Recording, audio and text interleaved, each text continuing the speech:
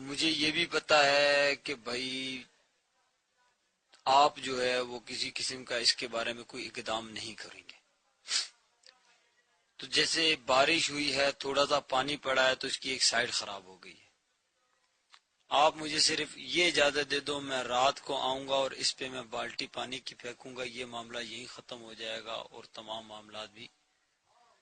آپ نے کہا ٹھیک ہے.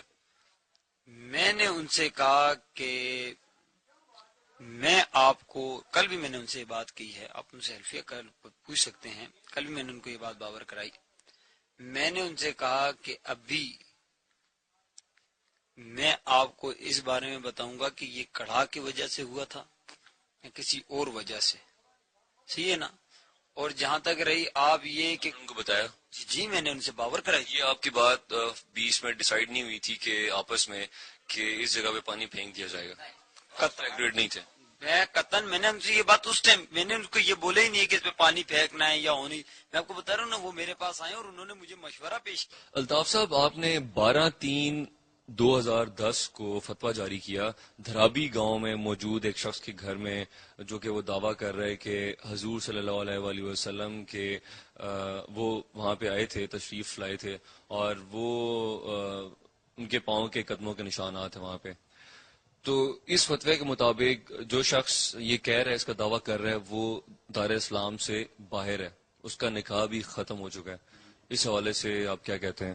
اس حوالے سے ہم یہ کہتے ہیں کہ نبی اکرم صلی اللہ علیہ وسلم نے خود فرمایا، بلکہ امت کو منع کیا ایک پاؤں پر چلنے سے. اور آپ صلی اللہ علیہ وسلم کے بارے میں یوں کہنا کہ وہ ایک قدم انہوں نے لگایا، یہ توہین رسالت ہے. ایک بات. دوسری بات یہ ہے کہ ہم نے اینچی ٹیپ سے، فیتے سے اس کی پیمائش کی، تو اس کی پیمائش قدم کی 6 فٹ لمبائی، 2.5 فٹ تقریباً چوڑائی، جو کہ میرے فتوے میں موجود ہے، لکھی ہوئی ہے.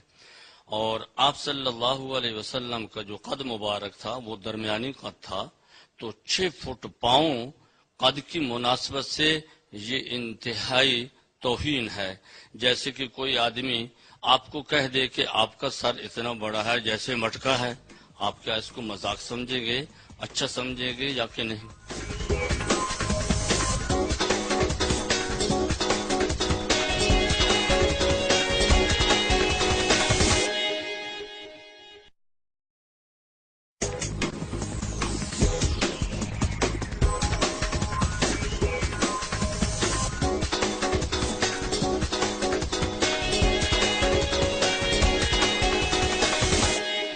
لمبائی ہے وہاں در حقیقت اختر ایک آدمی نامی تھا جس کی شادی ہوئی. اس کی شادی کے موقع پر وہاں دیگ پکائی گئی حلوے کی، اور اس دیگ کے لیے جو ہے چولہا نکالا گیا، اور وہ چولہا حلوہ پکانے کے بعد اس کو برابر کر دیا. لیکن ہمارے علاقے میں اس مرتبہ 8-9 مہینے سے بارشیں نہیں ہو رہی بلکہ سال. ابھی ربیع الاول کے موقع پر جو بارش ہوئی، اس کی وجہ سے جہاں وہ چولہا تھا اس سے زمین تھوڑی پست ہو گئی اس چولہے کی وجہ سے.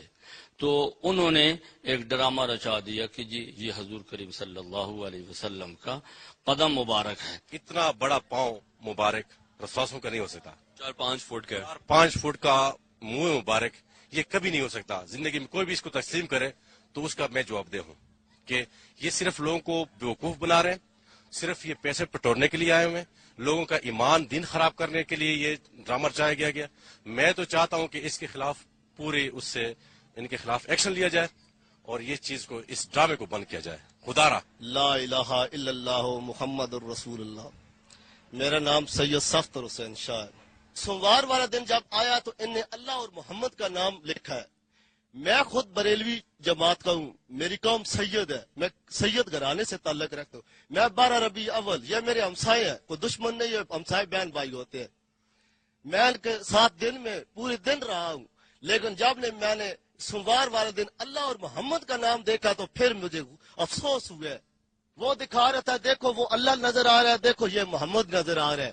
بھائی جان میں مسلمان ہوں، میں اس نبی کی امت سے ہوں، لیکن جب میں نے اللہ اور محمد کا نام دیکھا تو میرے آنسو بھی گر گئے. میں نے اپنے گھر میں جب دیکھا تو میں اپنے قرآن کو خدا کی قسم سے میں نے اپنے گلے میں چپ کر سینے سے لگایا کہ واہ میرے مالک تمہاری یہ توہین ہو رہی ہے، کیا میرے محمد کی توہین ہو رہی ہے؟ کیا میں بھی مسلمان ہوں؟ میں مسلمانوں کے گھر میں پیدا ہوں، لیکن نہیں، یہ مجھے اگر جنگ بھی کرنی پڑی تو میں اپنے محمد اور اللہ کے ساتھ پیچھے ضرور ہوں گا۔ جیسے کہ ہم نے آپ کو ایک سٹال میں پہلے تصاویر دکھائی تھی، یہ ایک تصویر ہے اور یہ ساتھ والے سٹال پہ تصویر ہے۔ ان تصاویر میں آپ ڈفرنس دیکھ سکتے ہیں۔ جو میرے بائیں ہاتھ میں ہے یہ والی تصویر، اس میں آپ اس کی اس حصے کی وڈتھ دیکھ سکتے ہیں اور اس دوسری تصویر میں آپ اس کے اوپر والے حصے کی وڈتھ دیکھ سکتے ہیں، ٹوٹلی ڈفرنٹ ہے۔ آپ نے نالائن مبارک کو دیکھا ہے؟ میں نے نالائن مبارک کو ابھی زیارت کرنے میں جا رہا ہوں۔ تو آپ نے کیا سنا اس کے بارے میں؟ تو میں نے اس کے بارے میں یہ سنا ہے کہ وہاں پہ میلاد شریف کا دن تھا 12 ربیع الاول، اس دن حضور صلی اللہ علیہ وسلم کے آنے کی خبر ہے ہمیں کہ وہاں پہ وہ آئے ہیں اور ان کے نالائن مبارک ہیں۔ اگر میں کہوں کہ آپ نے جھوٹ سنا ہے تو میں پھر بھی نہیں مانوں گا، میں اسے سچ تصدیق کی ہے، اس کی تصدیق کرنی چاہیے نا ہر چیز کی۔ تو ابھی میں جا رہا ہوں نا، تصدیق کروں گا۔ تو جن پیغمبر کے محبت میں جا رہے ہیں انہی پیغمبر نے یہ فرمایا تھا کہ تصدیق کے بغیر آپ بات نہیں کر سکتے ہیں، اس کا مفہوم یہ ہے۔ تو ضروری والی میں ابھی جا رہا ہوں نا، تصدیق کرنے تو جا رہا ہوں۔ چلیں، اگر آپ کو تو کافی ٹائم لگے گا نا، شاید آپ کو گھنٹہ ڈیڑھ لگ جائے، ہم آپ کو پہلے سے بتا دیتے ہیں کہ جو نالائن مبارک کا نشان یہاں پہ موجود ہے، ان جو گھر والے جو دعویٰ کر رہے ہیں اگر وہ نالائن مبارک ہے تو وہ 5 فٹ کے قریب ہے اس کا نشان۔ تو آپ کیا کہتے ہیں اس بارے میں؟ میں اس بارے میں یہ کہتا ہوں کہ جو پہلے لوگ ہوتے تھے نا، ان کے قد بھی بہت لمبے ہوتے تھے، اور ان کے پھر جس کا قد لمبا ہے اس کا پاؤں بھی لمبے ہو گئے۔ آپ یہاں سے ہمارے نالج کا، ہمارے علم کا اندازہ لگا سکتے ہیں۔